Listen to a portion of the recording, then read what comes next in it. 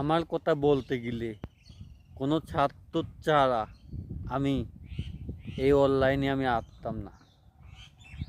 যেরকম আমি কিছু টাকার অভাবেই আমি এই অনলাইনে কাজ করতেছি, নিয়মিত ভিডিও তৈরি করতেছি এবং মানুষকে ভিডিও দেখা যত রকমের ভিউ আমরা পাই, ইনকাম করতেছি। করার পরেই এই জন্য আমরা এই লাইনে আইছি। আমরা যদি কোনোভাবেই দেখতাম টাকা পয়সা হয়তো অনেক কিছুই আমরা পাচ্ছি না, তাহলে ওই ওয়েবসাইটে আমরা কাজ করতাম না। যেরকম এই ফেসবুক পেজ এবং প্রোফাইলে আমরা কাজ করতেছি শুধুমাত্র টাকার লিগে।